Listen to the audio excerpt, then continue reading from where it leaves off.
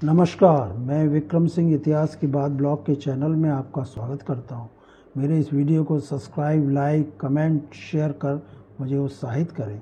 इतिहास के सोर्स, इतिहास का जीएस सरदेसाई की किताब न्यू हिस्ट्रीज ऑफ मराठास, इतिहास एच.एन. सिन्हा की किताब राइज ऑफ द पेशवास। पिछले वीडियो में हमने जाना था कि त्र्यंबक राव दामादे का युद्ध में बाजीराव पेशवा के हाथों मारे जाने के बाद छत्रपति साहू ने उसके भाई यशवंत राव दामादे को नया मराठा सेनापति नियुक्त किया।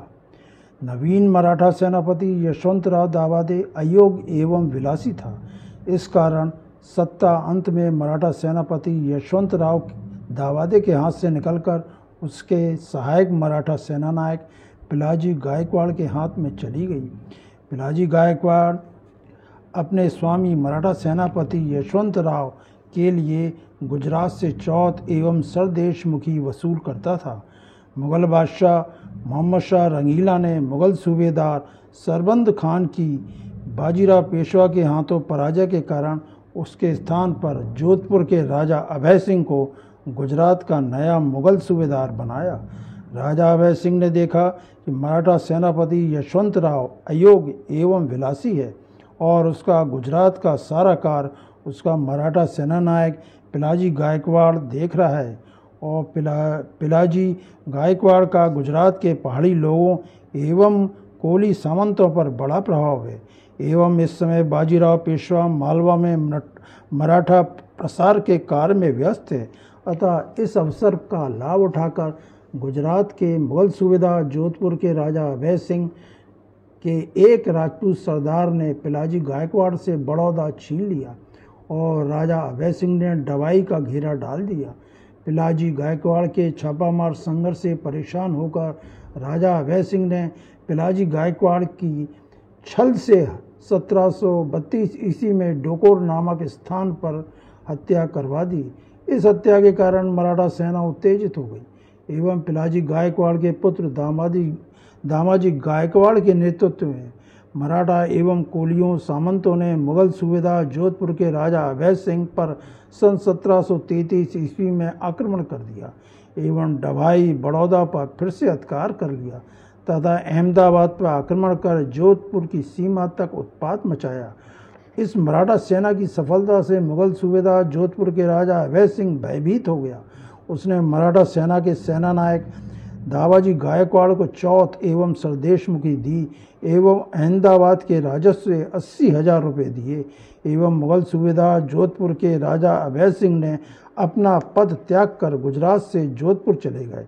राजा अभय सिंह के चले जाने के पश्चात मुगल बादशाह मोहम्मद शाह रंगीला का गुजरात पर नियंत्रण समाप्त हो गया एवं 1735 ईस्वी में मराठाओं का गुजरात पर पूर्ण कब्जा हो गया।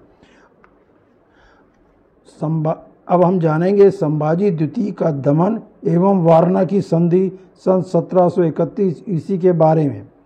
संभाजी द्वितीय छत्रपति साहू का चचेरा भाई और कोल्हापुर का शासक था।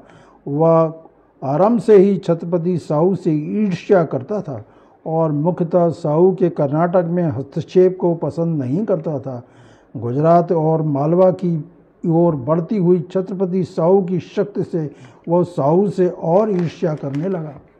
1728 ईस्वी में पालखेड़ के युद्ध में बाजीराव पेशवा ने निजाम को पराजित कर दिया था।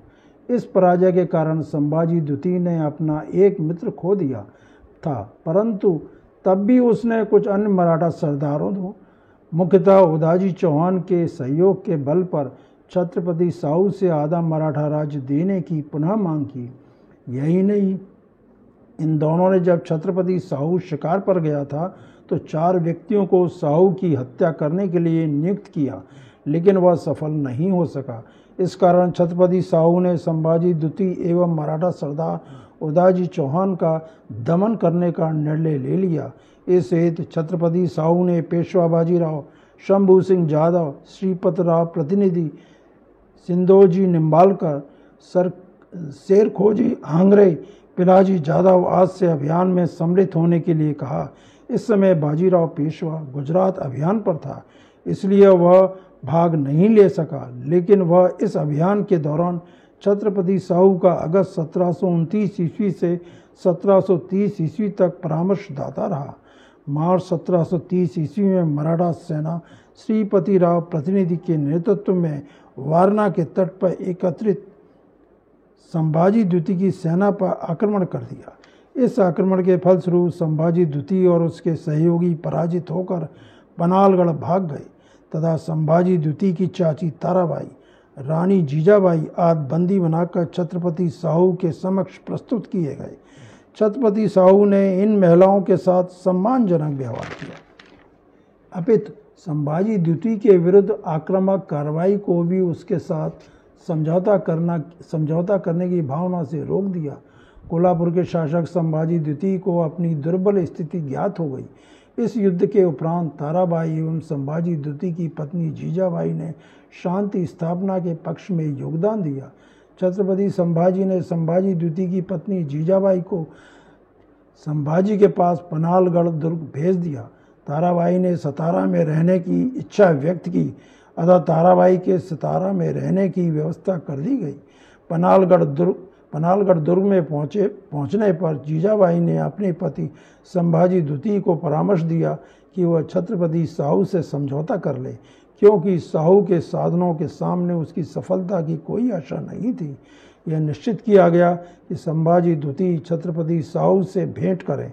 इसके लिए छत्रपति साहू ने निमंत्रण भेजा तथा उच्च अधिकारियों को पनालगढ़ दुर्ग संभाजी द्वितीय को लाने भेजा। करहाड़ में जो दोनों राजधानियों के समान दूरी पर था, छत्रपति साहू पहले पहुंच गया। 27 फरवरी 1731 ईस्वी को दोनों भाइयों के भेंट चखीनवाड़ा में हुई। तब साहू ने पूर्ण उदारता का परिचय देते हुए अपने चचेरे भाई संभाजी का शानदार स्वागत किया। प्रेम और उल्लास के वातावरण में संधि वार्ता का कार्य चलता रहा। 3 अप्रैल 1731 ईस्वी को संधि का प्रारूप अंतिम रूप से निश्चित हो गया। इस संधि पर छत्रपति साहू एवं कोल्हापुर के शासक संभाजी द्वितीय ने हस्ताक्षर किए। इस संधि की शर्तों के अनुसार वारणा नदी को दोनों राज्यों की बीच सीमा रेखा के रूप में निश्चित किया गया। इस नदी को तुंगभद्रा तट पर फैला हुआ दक्षिणी प्रदेश संभाजी द्वितीय को सौंप दिया गया। कर्नाटक एवं कोंकण के प्रदेश छत्रपति साहू एवं संभाजी द्वितीय में विभाजित कर दिए गए। रक्षा एवं वैदेशिक मामले छत्रपति साहू के अधीन रखे गए। महाराष्ट्र का छत्रपति साहू को स्वीकार कर लिया गया। इस संधि के पश्चात संभाजी द्वितीय ने कभी भी छत्रपति साहू का विरोध नहीं किया। कोल्हापुर के शासक संभाजी द्वितीय की स्थिति एक अधीनस्थ राजा के समान हो गई।